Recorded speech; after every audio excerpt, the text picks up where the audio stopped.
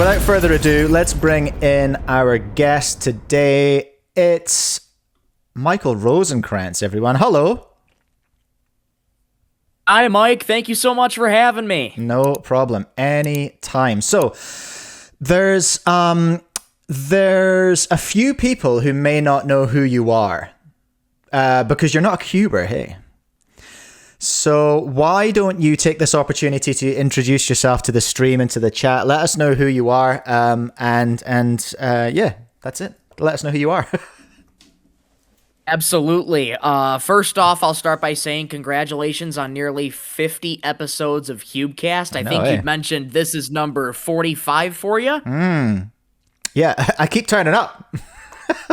45. That is awesome. So you're nearly at that milestone. That's incredible for you. Well, thank you. But yeah, just to introduce myself to the chat a little bit. My name is Michael Rosenkranz. I'm originally from the United States, born and raised in Michigan, which is sort of in the Midwestern part of the United States, the Midwest region, if you want to say. We're surrounded by the 5 Great Lakes, if you're looking at it from a geographical perspective.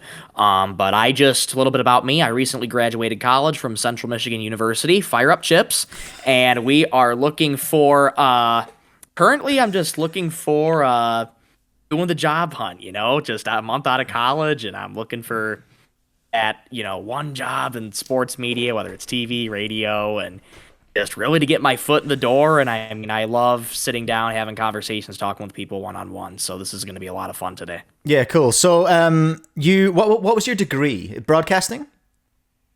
Yes, my degree was a Bachelor of Applied Arts degree in broadcast and cinematic arts, and I minored in sport management. So kind of the front office aspect more so of sports, but it's really just to shift my focus down to sports broadcasting is why I got the minor. Right. Okay. I see what you're saying. Okay, cool. So, so you are, someone who has done a lot of sports commentary. You do a lot of sports commentating, and you are, linked to the crew at Speedcubing TV, who I did think I saw them in the chat earlier as well.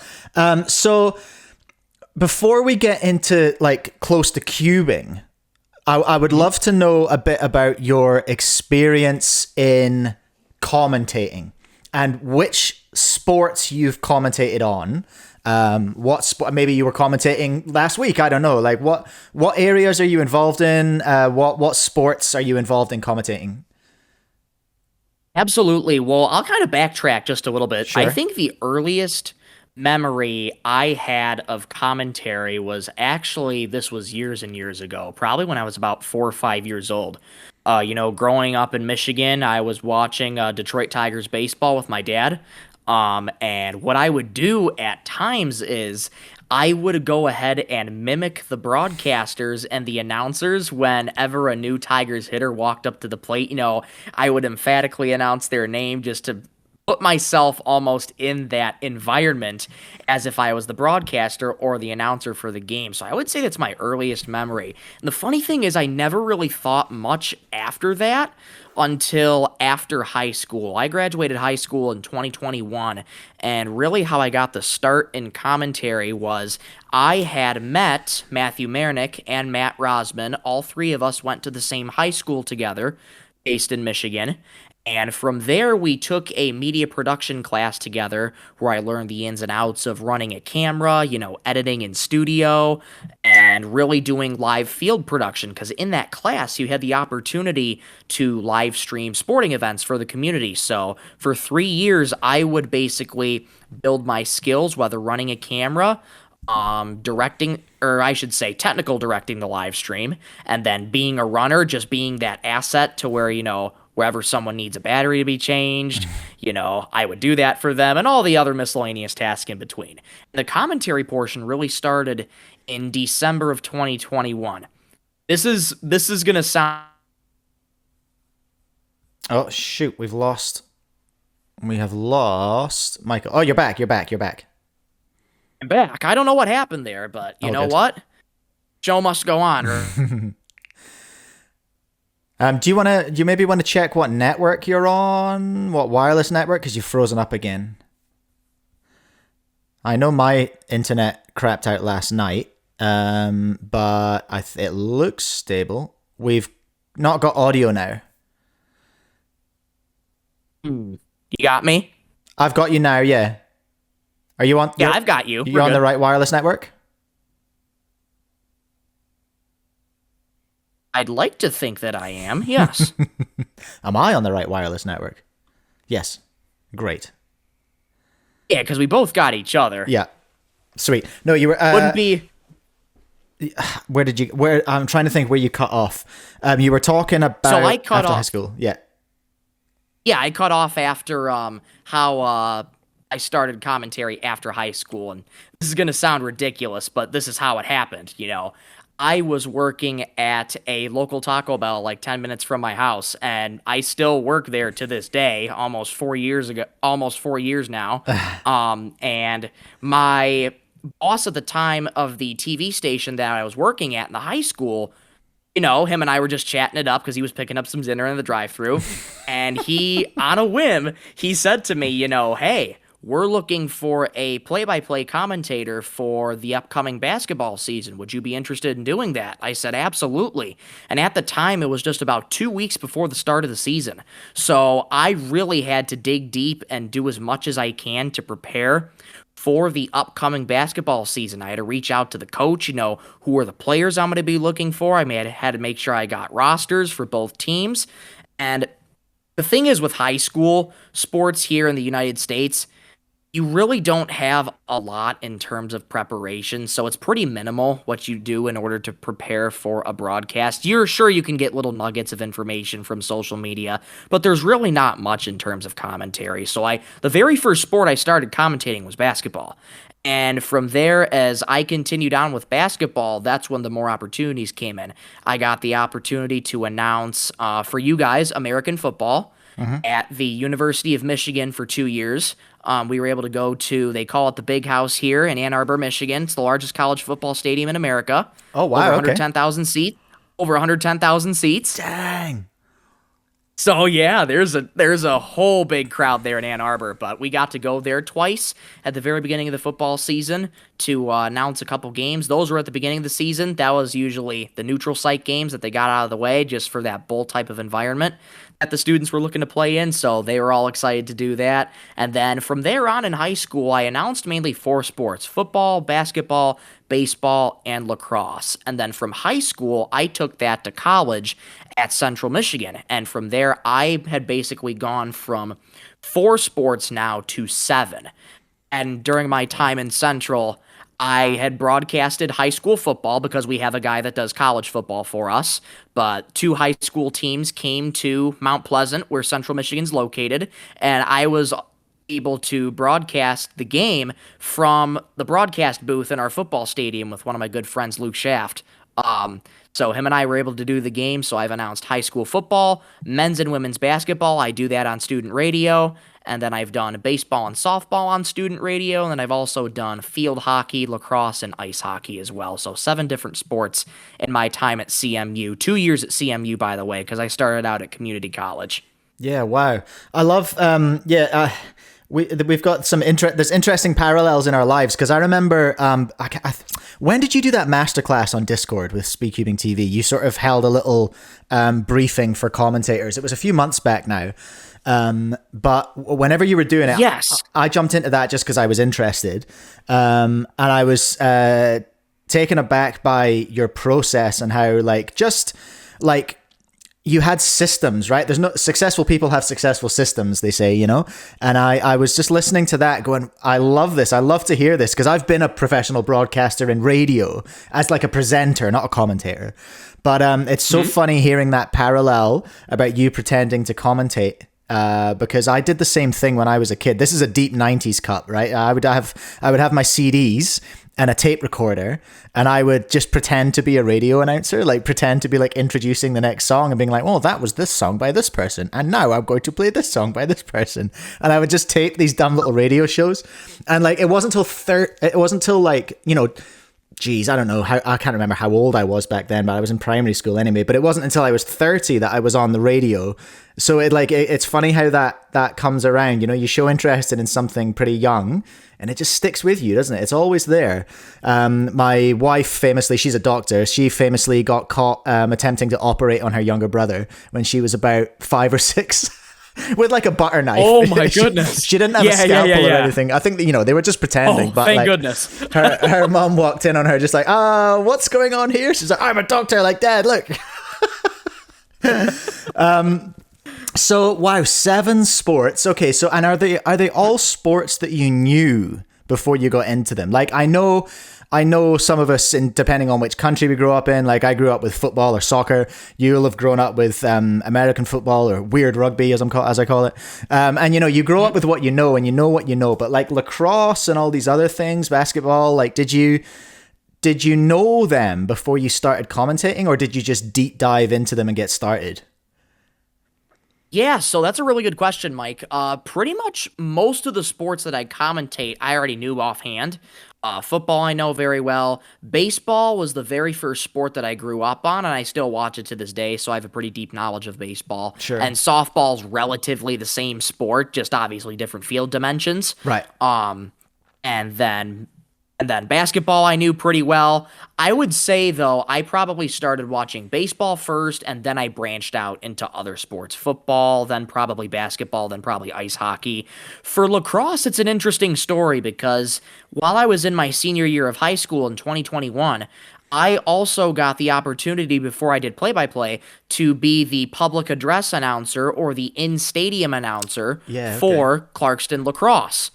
And I just concluded my 5th season as the public address announcer for them. So that was a sport that I actually had to do research on. And by the time I was given that opportunity, I had a week to get researched on it and well-informed enough on it before I started training to be a public address announcer. And thank goodness I had such an easygoing mentor to help me with that process, Steve Kraft. He retired after the 2021 season from announcing, but he really made it just an easy process for me. It's just like, all you really got to do is just, identify the number who scored, announce the name, and, if you want to put a little energy behind that, you can do so.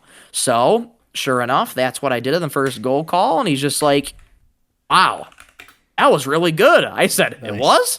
And he's just like, yeah.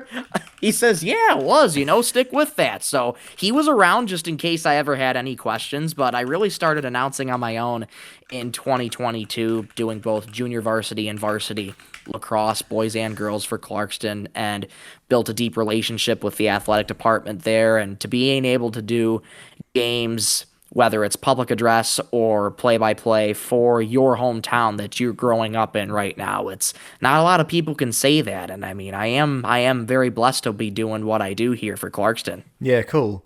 Okay, so let's bring it back round to what the majority of my audience are going to be here to hear about, which is obviously you're going to be involved in speedcube commentary. Because of the link with Mayor Nick and Rosman, you know those guys from high school, and you all studied broadcasting and things like that. So you're coming into, I understand you're commentating, correct me if I'm wrong, you're doing Worlds, or you're doing part of Worlds, and you're doing I am doing part of Worlds, yes. I will be doing the Nations Cup Thursday night. Great. And then I will be also doing the third group of Square One Round One on Sunday. And then I'm also doing the first 2 groups of 3x3 Round 2 on Sunday. Oh, epic. Okay, cool. I'm excited to see you doing some 3x3. That'll be great. Square One freaks me out, but the rest of it will be fine. I'm super excited. You're doing Worlds. You're also doing North American Champs, the All-Stars? Yes, I think they are trying to make arrangements to bring me on for possibly All-Stars coming up in November and later this year, and possibly PSL Las Vegas. We have yet to get both of those things really in motion yet, but I know PSL is going to be coming up sooner because it's just in September. So I'll have to reach out to those guys, just check my availability and see if I can, because I mean, I'd love to be a part of a lot of this stuff because it's been a blast. Yeah, absolutely. So what's your exposure to speedcubing been so far? Like, when did you even know it existed? Is that through Mayor Nick? Yes, that is definitely through Marinick. So I've known him since high school, and I knew he had the idea of starting, at the time, Happy Feet Productions. Now we're rebranded to Speedcubing TV. But I never really understood where it could go until I saw it happening. In 2022, that's when he got started Mhm. filming competitions. And it was an email sent to Marinick from John Epley basically saying, like, hey, I do have experience streaming competitions before, and this competition they were going to live stream was the Blue Water Bridge Open in 2022. So John basically sent Matt an inquiry trying to inquire with him about live streaming competition because he had prior experience doing that. And pretty much the rest is history. I mean, the two got together, they started live streaming with the Blue Water Bridge Open. Got to actually see a little bit of that today as a throwback, which was really cool to Oh, see because funny. you had Matt Marinick on commentary and then his buddy Owen Colleen on commentary, who I also know from the same high school. So it was really cool to see where Happy Feet started out to where we are now. And if just touching on what I've been doing with speed cubing, I was the first independent contractor that Matt had hired for speed cubing TV. And my first competition that I was a part of the stream team for was Michigan Championships 2023 back in July in Port Huron. So there I was the technical director for the live stream. So all the camera switches and all the replays you were doing, I was in command behind that.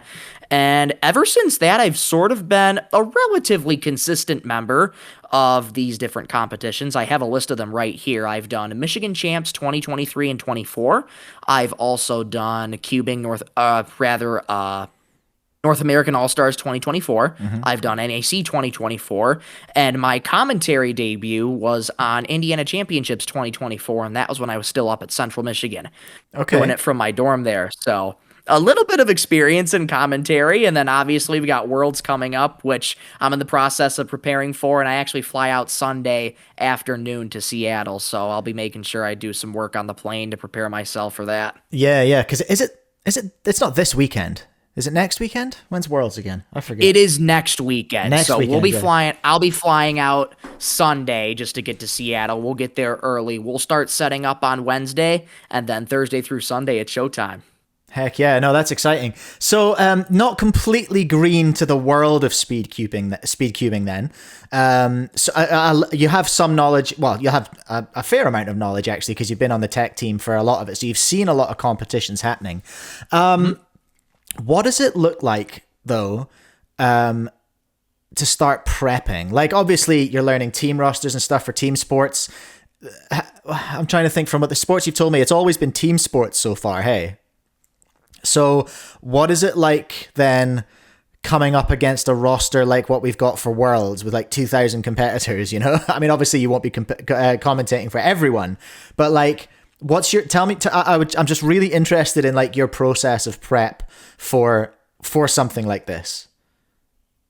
Sure. So what I've been thinking about doing for Worlds is, and you mentioned it, there's about 2,000 competitors from over 70 different countries. So I mean, that alone right there is a huge feat in itself. So what I would probably do for this case in terms of commentary is, what are the more household names that you hear in cubing? The Luke Garretts, the Luke Greisers, the Yi Hung Wangs, the Max Parks, you name it. Anybody else that I mean could show up as a huge competitor, even wild cards, It wouldn't hurt just to collect multiple names of those and just start prepping. Like what I do for team sports is I call them play-by-play boards, and I don't know if you remember in the workshop that I did back in March, I showcased some of my play-by-play boards that I would use for team sports. So my process sort of looked like, okay, I'll go down a list of names, I can gather information for each of their events that they're in, pretty much for all the events that they do. I'll take their, what's their PR single, what's their PR average, what's that nationally, what's that ranked in the world, what's that ranked nationally. And really, I'll just compile that all together, and if I can find, where they're from in the world, I'll also put that too. Any nuggets of information that can make it more on a personal level. Because these speed cubers, they're human beings like all of us. Yes, we view them as speed cubers, but they're also human beings. So in a way, you also want to be able to inform the viewers, yes, we're so focused on the results, but what are some other nuggets of information that they may not know? So that's where a lot of prep and research can come in. If you look if you look online somewhere, you'll be sure to find some nuggets of information. Yeah. But in terms of Nations Cup and some other stuff, you can go to previous competitions too, see their results, and you can definitely throw that in there like, hey, this is what happened in Nations Cup 2017, when the USA lost to Australia on a +2 penalty when the USA at the time originally thought they had beaten Australia by, I think, 0.16 seconds at the time until a judge ruled it was a +2, and Australia got the win and they were able to advance to the finals. So any nuggets of information like that, whether it's previous competitions that they've gone to, it's all useful stuff to record. And even if you don't use all the information or get to all the cubers, that's okay, because you can focus on what's in front of you at the competition, and the rest will come to you naturally. Yeah. You seem to have like an aptitude for remembering things. Anyone who's watched this show before will know that I don't have a functioning short-term memory pretty much. Like I just can't retain information for that long. Even the kids that I see at competitions here at nationals, I'm always just like, what's NR again? What's this again? And I might have looked it up 5 minutes ago and it just goes out of my head.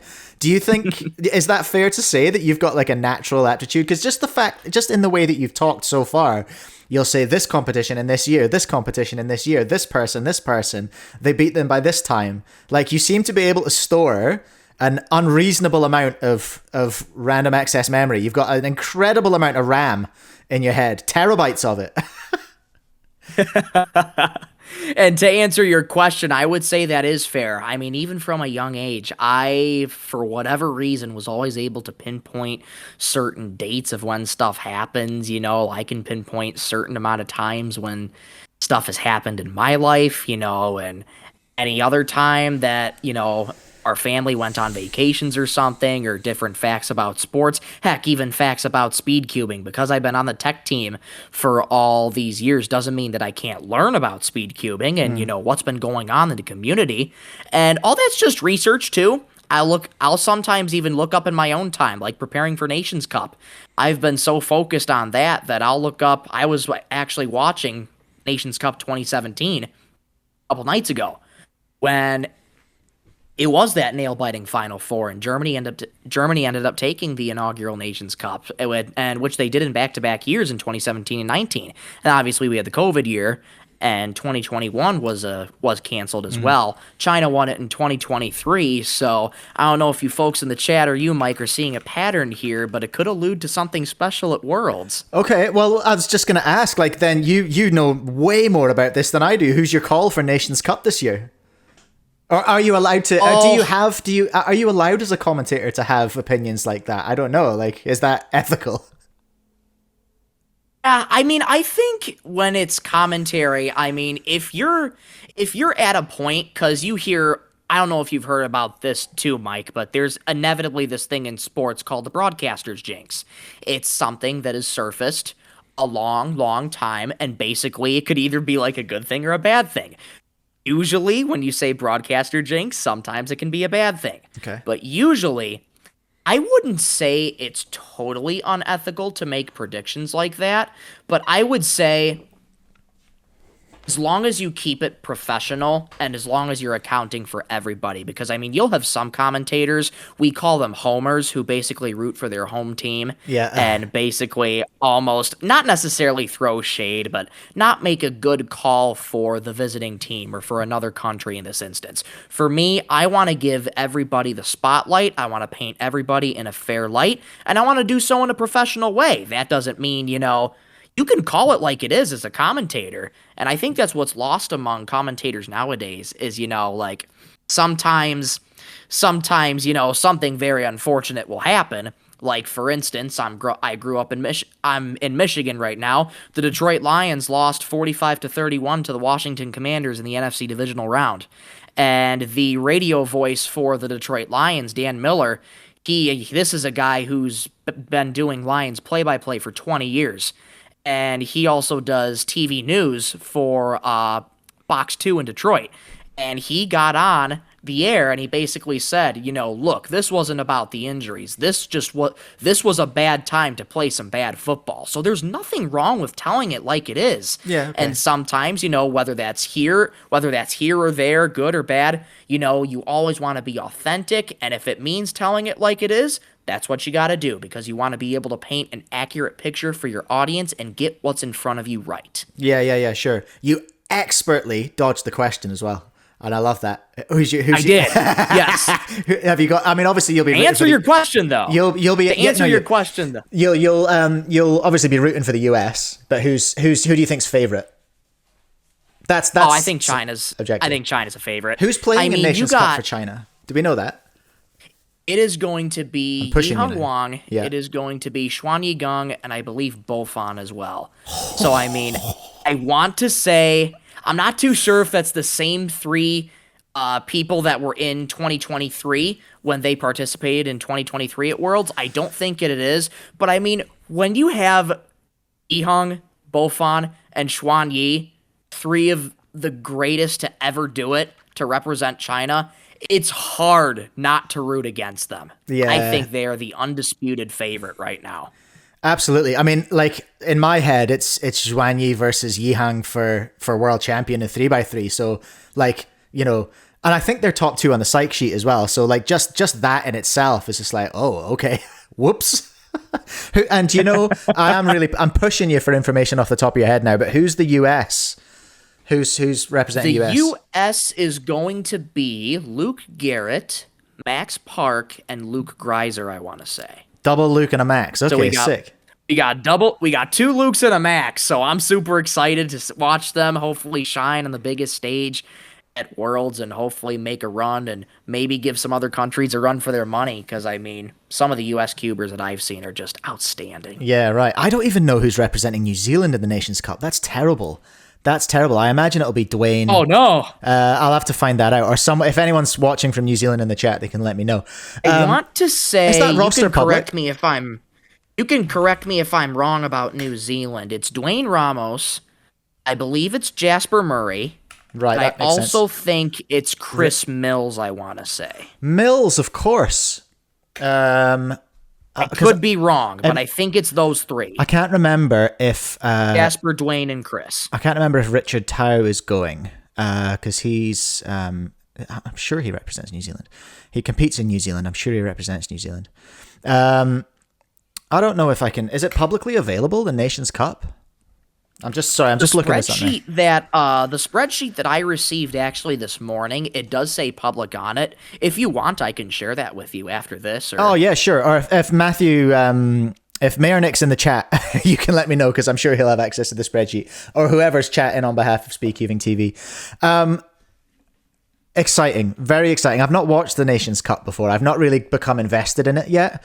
I actually I've just seen a great question in the chat from Projta. I'm sure you'll know the name Mike Breen. Oh yeah. So Mike Breen, Projta's informing me, made the word bang iconic in NBA commentary. Do you have, or do you want to have, any sort of catchphrase? Is there a certain phrase you're known for, or? That's a really good question, and I think to answer this, each broadcaster can develop their own phrases. As he mentioned, Mike Breen with bang. He's famous for that. And, another famous announcer, Michael Buffer, he mainly does boxing, but he was known for his famous one-liner at the beginning of every single boxing event. Let's get ready to rumble! The rumble guy. Yeah, okay. Yes, so Michael Buffer is famous for that. You have other guys like Jim Nance, Kevin Harlan, who have become famous on different things they say. So I think in any way, there's sort of some stuff that you can say. During the heydays of when I started commentary on a slam dunk, I would usually say, look out below or something. Or I've been thinking about saying, like brace for impact. If it's like, you're expecting a dunk coming, batten down the hatches and brace for impact or something.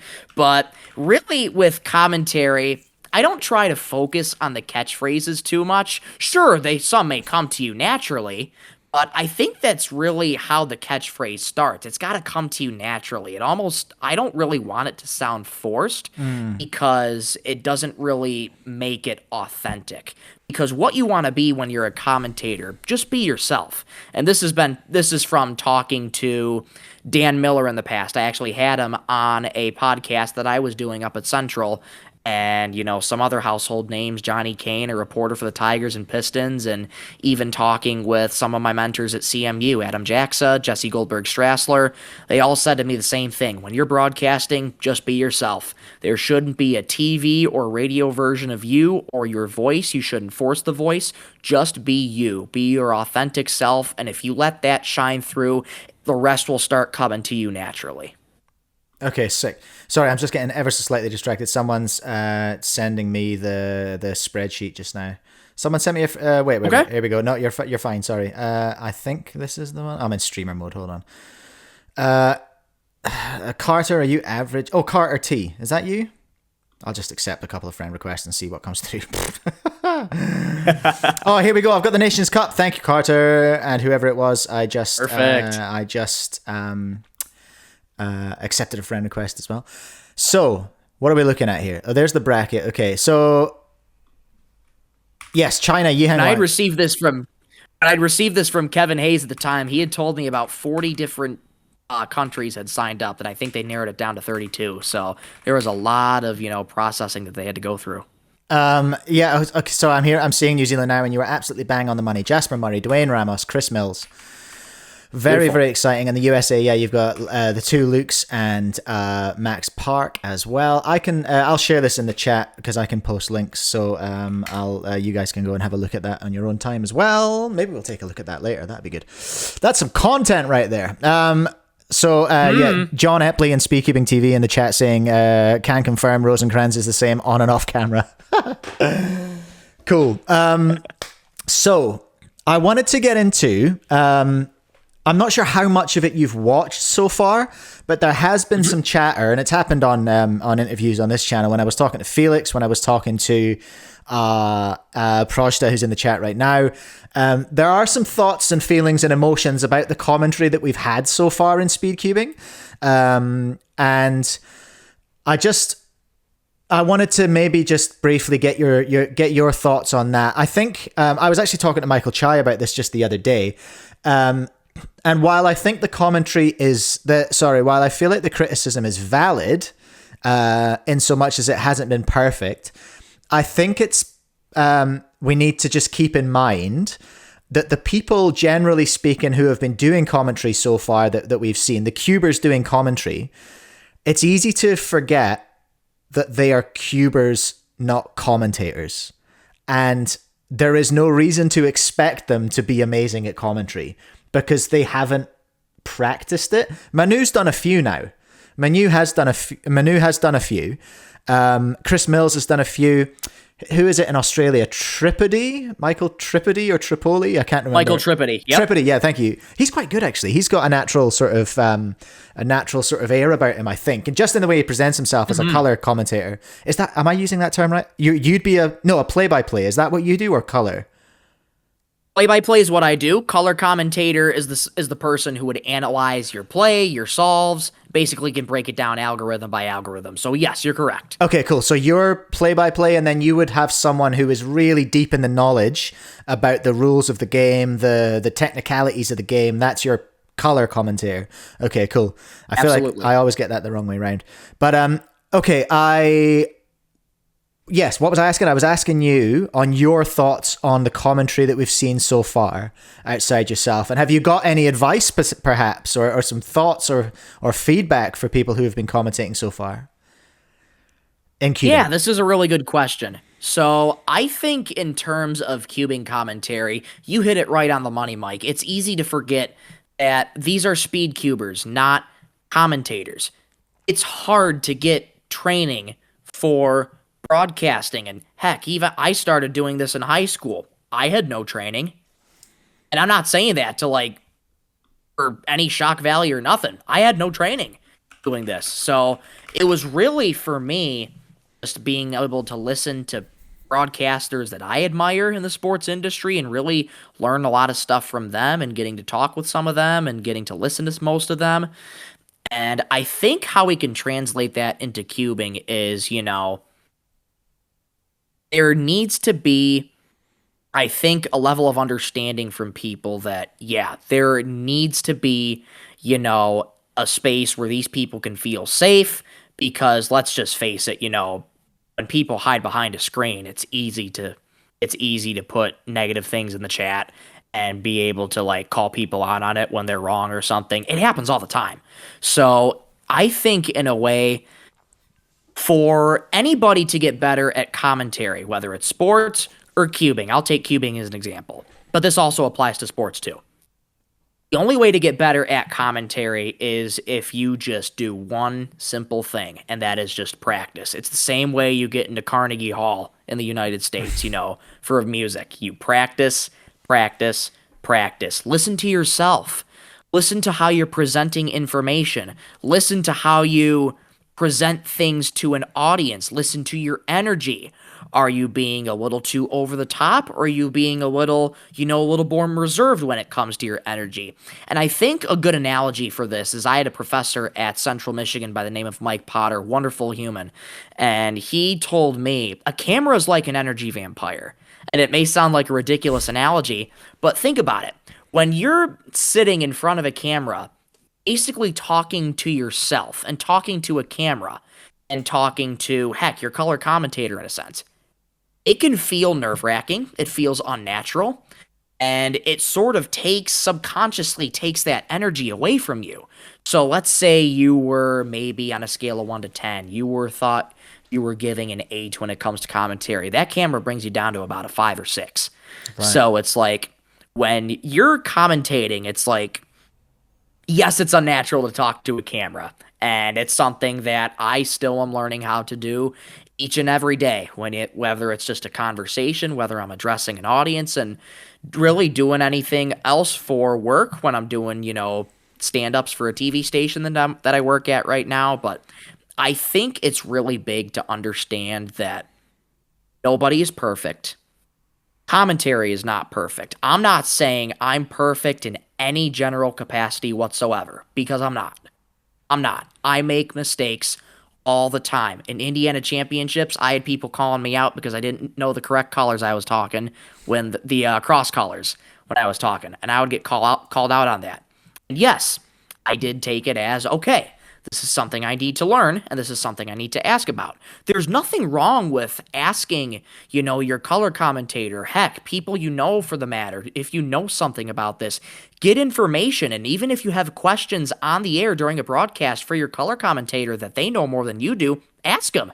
It never hurts to ask, because what it should be when you're commentating is just a conversation between the audience, between your color commentator, and the community that you're doing. That's all it is a conversation. And, do you need to bring the energy at certain points? Yeah. If there's a sub-5 solve, sub-4 single that we could potentially see, just above a 4, a mid-4 single, that's exciting stuff. So I think in a way, it's all about how you present information to the audience. It's about your energy levels. And remember, nothing's perfect. Nothing ever will be perfect. But as long as you keep practicing, because I'm telling you guys, whoever want to become commentators, that practice is key. Being able to listen to yourself is key, and it's very uncomfortable to listen to yourself and your own voice on a recording. I understand that. But it's really important to keep practicing, to listen to yourself over again. Heck, even if you want to mute a video on YouTube, practice commentary for that competition. Do a little 5 to 10 minute segment. Listen to yourself every day. I promise you, if you do that and keep wanting to improve, asking yourself, what can I do to get better? Concising information, explaining it where it needs to be explained, you're going to become a much better broadcaster. Yeah, I love that. It's exactly the same approach that I've kind of used, because like when I was on radio, I would always listen back and just be like, did I sound like an idiot there? Yeah, I probably did. How could I have not done that? What could I have done better? Could I have handled that better? And same with the show as well here. Like obviously I listen to it basically straight away because I'm putting in all the timestamps, and then I'm cutting up the VODs. So I spend a lot of time listening to myself, And while I'm listening to myself, I'm being critical as well. I'm just being like, that was a weird thing to say. I don't know where that came from.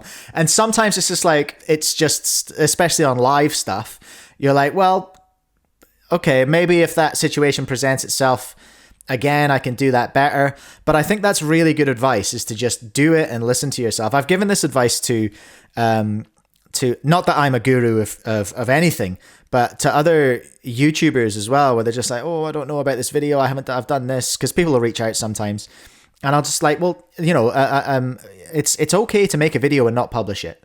It's okay to record a script and think, actually, that was rubbish. Like, why there's a strange expectation that you're going to nail everything in one take. And having been in the music industry, let me tell you, nothing's one take. Even if you think your first take is good, you're always going to go back and do another one, and maybe a 3. You might go back to the first, but nobody's doing one takes. Hearing people talking about epic one takes is like hearing people talking about their epic business that blew up and went absolutely crazy. It's just like, okay, so this is the person who got lucky. And we're taking that as gospel, So yeah, listening to yourself is huge. That's the only way you can get comfortable with the sound of your own voice. It's apparent that I'm more than comfortable with the sound of my own voice. Some might say I love the sound of it, and I would find that hard to argue. Honestly, I've listened to it that much. I'm so used to it. I'm just like, oh yeah, it's this guy again. Let me think. We were talking about commentating so far.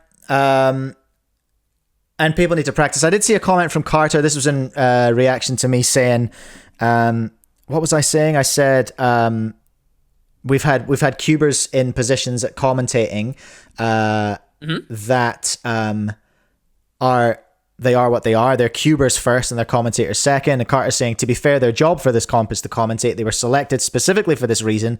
So I don't really think it's fair to use that inexperienced point. I would push back on that and say, no, it totally is. Because they haven't done it and they're learning. They haven't, it just hasn't happened. We are still so young in cubing commentary. The discourse on various conversations and various forums, from looking at it from my objective point of view, I'm just like, I don't actually think the community agrees what good commentary is even yet in speedcubing. So, I suppose that's a question for you. Having watched what you've watched, is there something different that you think you're going to bring compared to what you've seen? Like, I'm personally really excited to see someone who is not a cuber first commentating, because I think that's the direction we need to go if we are going to achieve the goal of growing cubing and getting in front of non-cubers and making it watchable, So is there something coming in your delivery for speed cubing that you think maybe hasn't been done before? Well, it's interesting because, when doing broadcasting, you're not really wanting to try. I don't really like to try and reinvent the wheel, but I mean, speed cubing, you mentioned, Mike, is in a position where it's still a very niche thing. We're still in its infancy almost, if you want to call it, even though Worlds has been going on since the 1980s. So, I mean, it's not like we're new to this before. This is going to be the 12th rendition coming up in Seattle. So I don't want to necessarily say I'm going to try and reinvent the wheel, but what I can tell you about Worlds is what I'm going to try and do, and with any single broadcast that I go into, I want to bring authenticity, I want to bring professionalism, I want to bring energy to a live stream, because the most important thing you want to do as the broadcaster is you're essentially like the maestro of everything. You basically, I remember looking at this philosophy a while back. I remember hearing it a while back, collective effervescence. It's like everybody's coming together, almost sort of riding this wave of emotion, this spiritual wave. And, it's almost like, and the broadcaster's job is, to bring everyone together, be that collective effervescence as we come together to watch this competition. And you want to be able to present that present it to them in a way that's authentic, that's honest, that is open with them, that's conversational, and that's professional with them. Yes, a broadcaster's job is supposed to be professional, but this is fun stuff. Let's have fun while we're at it. I mean, this is World Championships 2025. We just saw Xuan Yi Gong get a 3.05 3x3 world record single. We're on the verge of the sub-3 barrier being broken. So that is going to be something that we're going to be constantly talking about and watching out for. We could be alluding to it in the World's broadcast. So I would say, for me, I want to be that trusted voice. And, preparation helps with that. The more prepared you are, the less nervous you'll go into a broadcast. Even when I prepare for a broadcast, I'm nervous. It's general nerves. That's okay. Those nerves will happen. And they should be expected when you're in front of the camera talking to a massive audience of going to be around 4 to 5 figures watching on YouTube. So it's going to be it could be a lot of pressure. Heck, I even put pressure on myself when I do commentary because I want to push myself to be the best I can be and, basically do what I can do, be as honest as I can, be open as I can, and the rest will come to you naturally. Let the competition come to you naturally first before anything. And the rest is style, and that's, again, from listening to yourself. Be you. Find your own style. Have your own style of broadcasting. Have your own things that you say, and the rest will come naturally to yourself as you go along. But I think just to wrap it up, to answer your question, I want to bring professionalism, energy, honesty, authenticity, and I'm going to make sure we're going to have a lot of fun in here and make sure everyone is comfortable and make sure they're in for a good time at Worlds. Yeah, cool. Carter's bringing up an interesting point in the chat, and this is getting in technicalities. Dylan's here as well. Hello, Dylan. Carter's talking about pace commentary, and he's speaking specifically about big cubes, but obviously if you're in an event like PSL, you're commentating 3x3. So while the solve is happening, whose role do you think it is to commentate? Is it play-by-play or is it color while the actual solve is happening? Or is it a combo? Is there a formula? Because obviously, I feel like probably in the slow-mo replay, which, by the way, what a gift to cubing. Like, being able to use those slow-mo replays that Marinix brought in is just incredible. It's phenomenal. No, never in a million years did I think we could bring instant replay to speed cubing, and just to see it flourish over the years, it's phenomenal. And I mean, I absolutely love it. Every time we see that replay graphic and being able to show the audience, hey, this is what happened, or we can show a technicality because of this, or look how amazing this solve was. It's phenomenal. I mean, this is the future of what it's going to be like. And is the slow-mo, so what I'm asking, I guess, is this the slow-mo replay? Is that when you're stepping back and letting the color commentator shine? Is that their opportunity to talk in the slow-mo? Unless there's something like really obvious, I think Dylan mentioned, like, if there's a big lockup, like, obviously you're going to be able to comment on that and be like, oh dang, okay, he's hung up, here we go.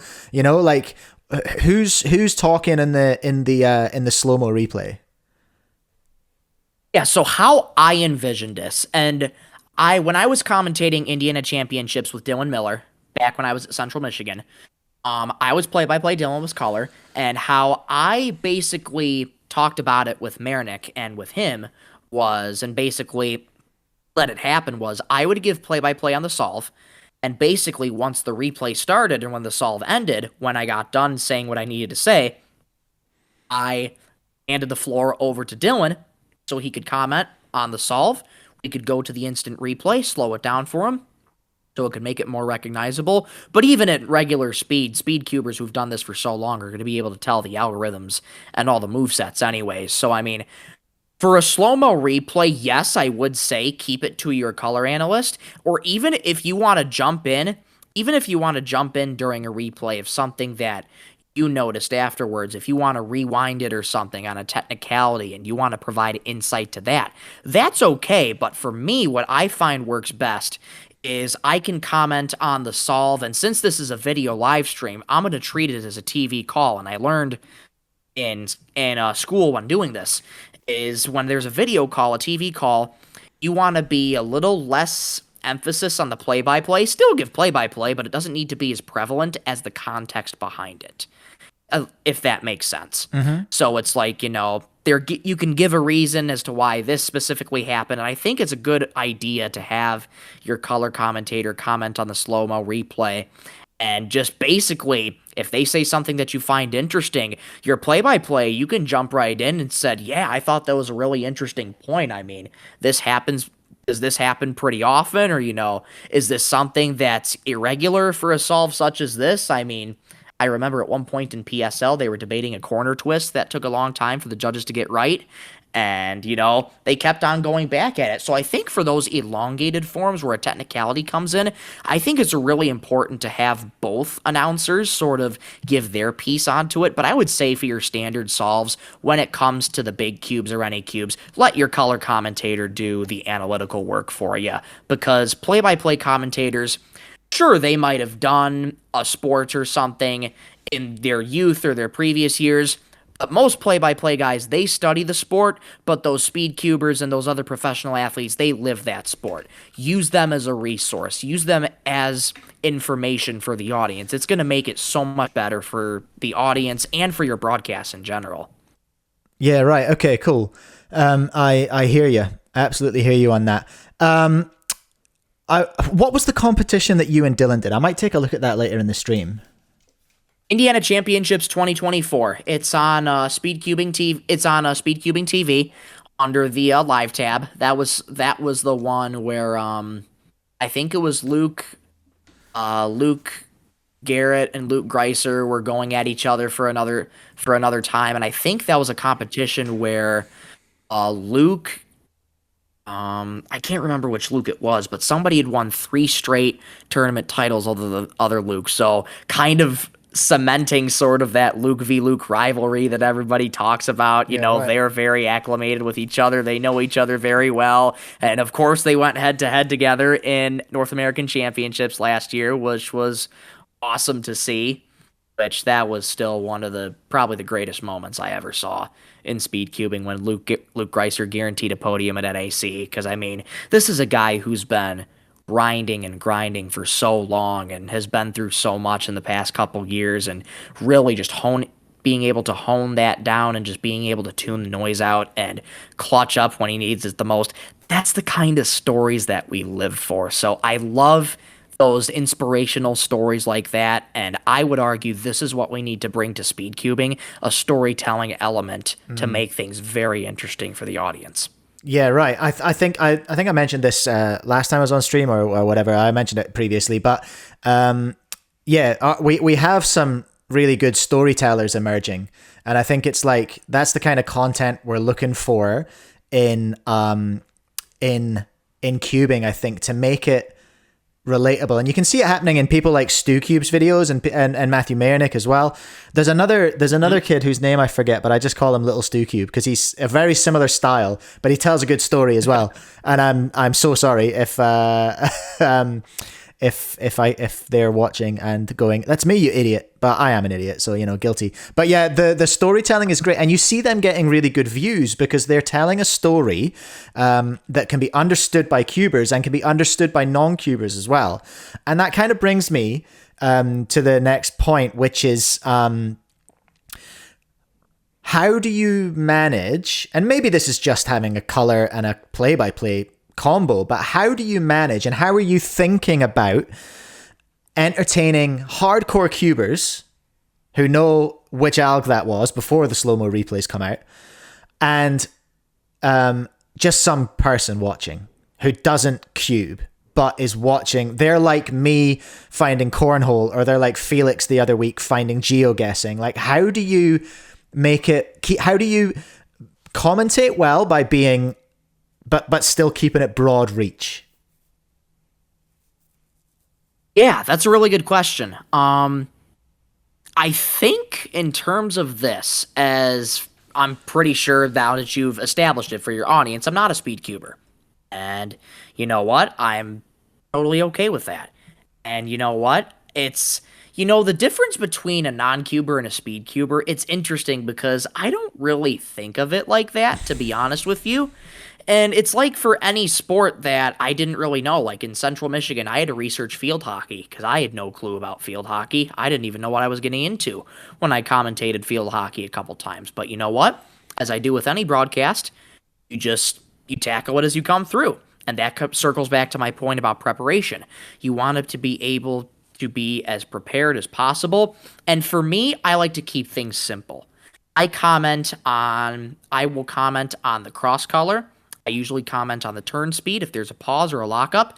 I like to keep things simple for myself because when you have a visual aspect, such as a video live stream, the cubers themselves who are hardcore and into it, they can identify the algorithms. So in a way, for me, if they know the algorithms, why should I have to explain it when they already know what algorithm it is? Sure, you can throw to your color commentator to explain what the algorithm is, just in case people are confused, or for those who may be new to speedcubing or have zero clue about it, they can tell you the moveset or what it was. But for me, I really like to try and keep things simple, because any broadcaster has their own unique style. I listen to Manu all the time. He's a phenomenal broadcaster for cubing. He's one of the greatest that I've listened to, for sure. He's very professional, he's very energetic, and he gets into these solves quite a bit. I mean, I got a chance to listen to him at NAC and NA All-Stars, and just with the 3-4 second solves in a row, back to back to back, it was just special, just hearing him bring that energy. And again, he can commentate on the algorithms, and I give him every right to, because I mean, it's, he knows cubing and he can explain it for those viewers who majority of them are speed cubers. But again, for me, I like to keep it simple. I don't really want to stress myself into learning the algorithms, which I can, not to say that I can't learn about the algorithms, which I totally can. But for me, I want to keep things as simple as possible, because while the majority of the audience may be speed cubers, there's going to be some that don't know it. So that's where I can comment on the cross color, the turn speed, and if there's a pause or a lockup, this is a 5-second solve or a 7-second solve, great solve or not really the solve they were looking for, and then I will just throw the floor to my color commentator and let them take it away with the analytical stuff. So I really try and keep it as simple as I can. I don't want to stress myself out too much with something that I don't know, because I don't want to paint an inaccurate picture. That's a golden rule of play-by-play, because you want to get what's in front of you right. And sure, people will comment on, hey, you got this wrong. And sure, do I see those comments? Yes, of course I do. But to me, it's like, it's noise. So I know it's easier said than done, tune the noise out. Yeah. Because when you're broadcasting, and when that red recording light goes on, there's an expectation to your viewers that you're going to deliver something for them in an engaging manner. And if you sound like you don't know what you're doing, or you're not prepared, like, why are you even there anyway?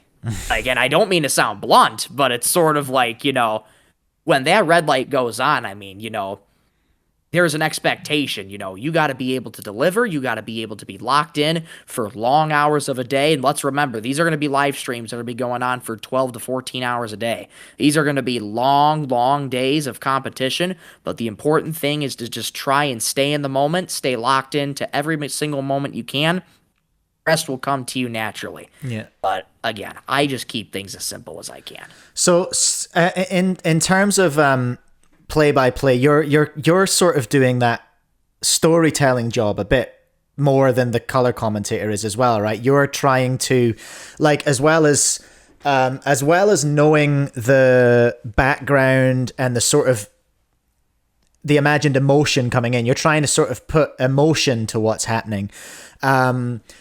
I suppose you're tracking that during the day as well, right? You're keeping in mind that X person had a terrible round 2. They had a shocker. They just scraped in round 3 or whatever. You've got a responsibility, I suppose, to keep that story going as well, more than the color commentator does. Absolutely. Play-by-play has a job to inform the audience, to entertain the audience, and also be there to tell stories. I mean, these are speed cubers. They're phenomenal at what they do, but they're human beings. We want to know their story. Yeah. And that's a great way to put it. Like you mentioned, someone barely scraped their way into round 3. That's extremely important, because if they didn't have a good round 2, it's okay to mention that. You're just being honest with the viewers. So, I mean, it's not in any way to call anybody out. You're just being honest. So, that in a way, let's say somebody scraped by with not a good round 2. They're into round 3 and then they bounce back in round 3 and then they go off to the finals. They clutch up and they go to 3x3 finals. That is a massive story. And that is such a great nugget of information that you can keep throughout the day, whether it's, writing down on a blank piece of paper, just keeping notes to yourself throughout the day, because things will happen live that you'll need to keep track of as they happen. And when they happen, a day before that you want to bring into the next day and talk about it and, see if you have the replay from a day before to go back to it and delve into that a little bit.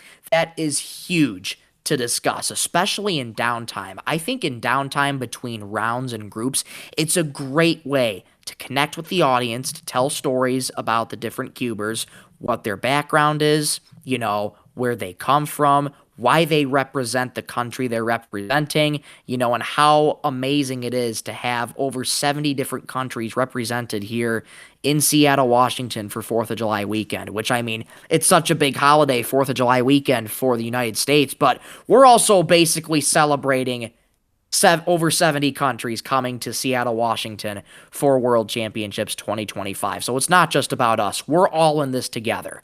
So everybody's coming together, and it's going to be a whole bunch of stories that you can tell, especially in the downtime between groups. Well, I was just going to come on to that. Okay, so we're talking about juggling these. So you're handling multiple story arcs as they're developing over the rounds and over the event. Basically, arming yourself with all this stuff to talk about. When I was on radio and in live streaming and in anything, and I'm sure you'll have thoughts on this from broadcasting school, my biggest criticism from the last event I watched would have been the Australian Nationals, I think, or was it I think it was Australian Nationals or it was the Oceanic Championships. Anyway, what really, as a viewer, I found just kind of annoying was the cardinal sin of broadcasting. The amount of dead air was just like, there's so much of it, and there's inevitably going to be bits and pieces while rounds are changing and all this kind of stuff. They had a really high turnover of, this isn't to dig into the stream team that were doing that event, but there was they had like a rolling cast of commentators, which that was a bit distracting in itself. It's not very grounding as a viewer, but just the dead air, because I think they had on reflection they probably had just too many color commentators. What's your sort of take on how do you handle dead air? Is it as much of a sin as I think it is from a radio background? How do you deal with that in commentary, in live commentary? Absolutely. So I'll start in your background, radio. Dead air is a no-no in radio. There cannot be dead air in radio. There's got to be something playing at all times, at all hours of the day, whether it's live, pre-recorded, a voice track, something's got to be going on. For the visual aspect, for a TV call in a sense, let's remember this is a visual medium that we're going to be live streaming on YouTube. So in my mind, I'm going to treat this as a TV call. So how I view dead air on TV, you can't have too much of it, if at all. But here's how I would think about dead air as well. Let's say we're in the final rounds on Sunday. We're going to be crowning people world champions of a specific event. It is going to be very emotional. It's going to be highly energetic.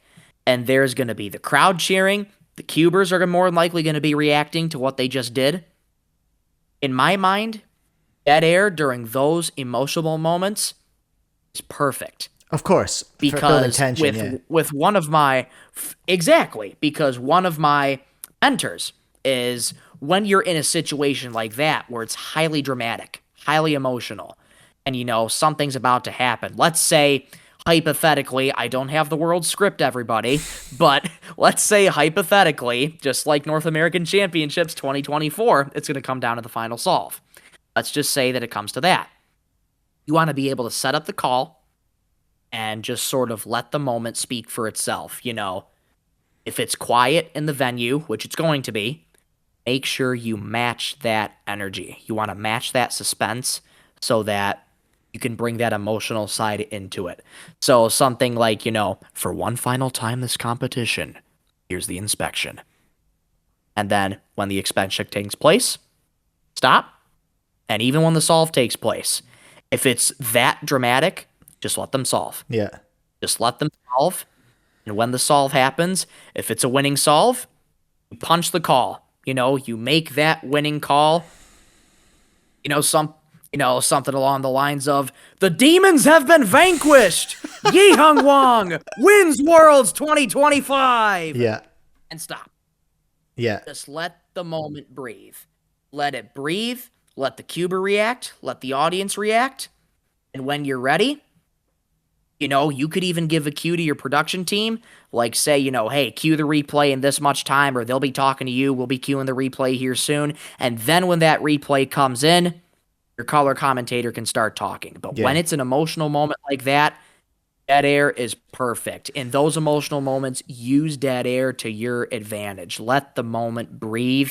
Let the moment sink in, because this is basically, when you let it sink in and not interfere, it's almost as like you're inside the shoes of the cuber, what they're seeing. The audience cheering for them being overcome with emotions. And that's what we love about sports. And another infamous example of this was Jim Nantz just previously during the Masters this past year. Rory McIlroy finally winning the Masters and finally completing the oh my gosh, I can't even remember what the term is, but he completed a really, really historical feat in golf. And same thing, Jim Nantz was very short with it. The long drought is over. McIlroy has his masterpiece. And let it breathe for about 7 minutes was what I read in the news article. He let just dead air for about 7 minutes, because Rory, after he made the final putt, he was on his knees. He collapsed to his knees. I mean, he was just overwhelmed with emotion. You don't want to interfere with something as pure as that. Yeah, okay.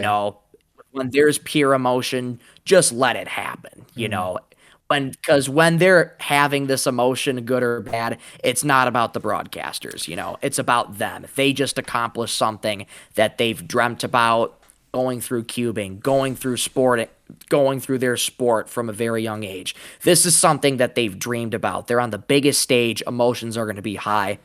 Just let them flow and let it be as natural to you as possible. Yeah, that makes sense. And that makes total sense in those big high pressure moments for sure. I think maybe I'm more talking about like earlier on. So when we're switching rounds, we're switching events. It's been round one of Scube, let's say, and we're switching into round one of square one or whatever like that. What kind of, this is probably a question for Kevin, actually. It would have been better to ask him, given that he's leading the stream team for Worlds. But like, so the example I think of is I've done a bit of work for Sail GP. I don't know if you know them. It's like F1 racing, but with boats up on their hydrofoils, just going like 100 k's an hour. It's pretty fun. I did their social media when they were in Christchurch a couple of times, and I got to sort of work quite closely with the broadcast team, which was really fun. But what they had was a ton of assets, right? And there'll be better terms for this that I'm using probably. But after one of the races, because they're quite short races in Sail GP, after a race they'd have a quick wrap up with the on the ground commentator, and then they would cut to an asset. It would be like an interview with one of the pilots, one of the captains of the boats, or it'd be an interview with a ground team, or it'd be some kind of pre-prepared asset that they could switch to fill that gap while the boats are just getting back round to the start line in that 5 or 10 minute gap they have between the races. So like, I suppose, so it wasn't all completely hinging on the commentators talking live constantly. Do you know if, does Kevin have plans to have assets like that to sort of back you up? You know what I mean? Like after something's naturally wrapping up and you've got a 5 or 10 minute wait, is there assets in production like that you can rely on? Yeah, so what we did last year for North American Championships 2024 with Speedcubing TV is we had music going on in the background when there was a break between different rounds and different groups of people that were going. So I wouldn't be surprised if we brought back, a track of music that we'd play just to keep something going on so that there's no dead air. We'll cut the crowd mics down, make sure that there's none of that, make sure there's music going on so that there's always something going on so that there's no dead air. But also, yes, we are planning to do some interviews throughout the competition. We are going to be planning to do some mobile interviews. I'm not too sure who's going to be conducting them. My guess is it's going to be Alyssa, and I'm going to butcher her last name like crazy. I think it's Esperaz, I believe. But she did our interviews for us during the finals of 3x3 at North American Championships 2024, and she's outstanding. I mean, she has a background, I want to say, in public relations or marketing, I want to say. So that's the kind of interpersonal skills that, something like a cubing live stream like this needs to have. So yes, I would say we're going to have some interviews for Worlds that we're going to be really excited to pump out, whether it's live or pre-recorded. We're going to sit down with people, talk with them one-on-one, whether it's going to be plug and play, whether it's going to be live. We will definitely have some assets like that to keep the people entertained. Yeah, I think that's a great idea. Just just keeping that engagement up. It's like we're in the brain rot stage of it on YouTube and things like that. Want things happening constantly, but it's basically that's come from somewhere. That's come from TV. You need to keep jangling the keys, otherwise people will walk away. So it's like it's about having those switches, having it changing up, and having it be something that people can really sit down and enjoy without having to wander off every 5 minutes, and without coming back and being like, what the hell's going on? Like, what is this now? So I think that's really exciting. What's super, just to kind of start wrapping up, I think what's super exciting for me is I feel like, if I step back and I look at cubing over the years and I think about my own observations and just where I think it's going, I feel like we're on the cusp right now. Like we're about to where's the camera? We're about to start an upwards curve. I feel like we're right at the bottom of the curve. Dylan, let me know what you think about this as well, right? Because I feel like that's where we are on our trajectory upwards towards larger audiences and more accessible speed cubing and more professional events. And I feel like the most exciting thing that I'm seeing, and this is just from being, a bit of an old man and just having worked in companies and having worked in productions and having worked in like so many different things. Like I've got such a weird CV, but like what I'm seeing is cubing going from being quite insular, because we've survived for a long time. Speed cubing has survived for a long time on using skills that cubers happen to have. Do you know what I mean? Mm-hmm. We've even with the software team at the WCA, my understanding is that those are cubers who happen to be software people that the WCA have paid to develop their website and do all this kind of stuff. They're cubers who happen to have skills, or they're cubers who happen to have a mum or dad or relative who has skills. But the feeling that I'm getting now, and I do think Mayernick is driving this, he may not be the only one, but he's certainly, I've observed him driving this, and I think that's a really awesome thing, is he is going, okay, we need commentary, let's get a commentator. Okay, we need someone to, and this could be Kevin doing this one, we need live interviews, let's get someone who is good at live interviews. Not cuber first, skill second, skill first. Do you see, you understand what I'm saying? Yes. And I think that's only going to help cubing to grow. So I guess my very last question that I wanted to end on that kind of theme was like your thoughts as a contractor who is not a cuber, who is a professional commentator, coming in as a non-cuber, and your observation on speed cubing. Like, what are your thoughts around cubing's potential as a spectator sport, as we're at the bottom of that curve? What's your thoughts on our potential for growth? There is a lot of potential for growth for speed cubing. I'll first start off by saying it's very niche. We've seen niche sports such as pickleball, 3-on-3 basketball gain traction. And when more people come into it and it gains popularity, that trajectory just goes through the roof. I'd almost say it's the same thing for speed cubing. And Mike, you touched on it right at the beginning of your live stream. ESPN is coming to Seattle, Washington to cover Worlds. And folks, we're just not talking about ESPN the Ocho, ESPN 9, 10, ESPN 3, ESPN 2. This is the main stage of ESPN. National TV, Sports Center, Kevin Nagandi, his cast and crew is going to be there. So it is a dream come true. This is what we've envisioned cubing could become, for years. And by having ESPN come out as part of their 50 cities, 50 days program for Sports Center, it's huge for cubing. This is a chance to basically cement this competition and basically what the entire WCA does for cubing and really, really wow those people at ESPN. And even on the production side, we were having a meeting yesterday about Worlds, and we were just talking about, ESPN's here. Like, we want to show them, like, we're professional, we mean business, but it's like, this is a big deal. I mean, ESPN's coming for Worlds. So I think cubing is on a really, really good trajectory right now in terms of being a spectator sport, because in my mind, when you want something to be a spectator sport, it's got to have a lot of things. Number one is your digital technology, your streaming capabilities. We already see that. We already see people branching off ideas off of one another to make their live streams better, make their production better. That production quality needs to be at a high enough stage to really draw an audience in, because when something's aesthetically pleasing to the audience, that's going to make them engaged. Number two is the community. The good thing about speedcubing is, although it's very niche, it has a very, very large community who support speedcubing, who are well within range of hearing the news about it, what's been going on with different results, different regions getting into speedcubing, who may not be able to do competitions such as this, but still be drawn into the community. There's opportunities like that where social media is making it easy for news to be spread around like that.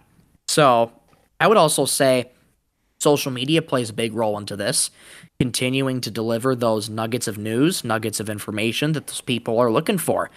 And I also think that where we were last year for North American All-Stars with the Mall of America was really, really special. It was not your typical cubing environment. It was in the rotunda of the Mall of America, just outside the amusement park. And there's 4 different levels to the Mall of America. When you have people from all floors looking down at you while this competition's going on, that's pretty special. So in a way, I think cubing has already gotten really, really good results and really, really started going on that upward slope. Now is the time, in my opinion, to continue to embrace that storytelling aspect of cubing. Matt Marinick does a great job at it. Owen Stotts of StewCube, he does a wonderful job at it, putting the human story behind the times, put the human stories first by the scores. And I think with as big of a stage as Worlds is, ESPN's going to be equally interested as we are. So they're going to be grabbing people, probably sitting them down, talking with them one-on-one. Those packages like that, and getting it out on a national level such as ESPN, it could be going places for sure. I think just continuing to keep a look at the community, social media, keep broadening that outreach of the cubing community, and do it to a point if where we get recognized on national stage, which fortunately we are for this, I think you could really, really see cubing and more people being drawn to cubing and something like, yeah, I want to go watch that because so-and-so's competing at this competition. I've always wanted to watch them live just because they're so good. People would look forward to that stuff. So I would think that cubing is already in a really good spot right now, but we just need to continue to go at it and continue to ask ourselves, how can we make this better? If we can make this better, you can see cubing really blossom into something truly special. Yeah, I think so. And I hope so. I really think there's a lot of potential there to make it something great. It's already something great, but we can make it something way better.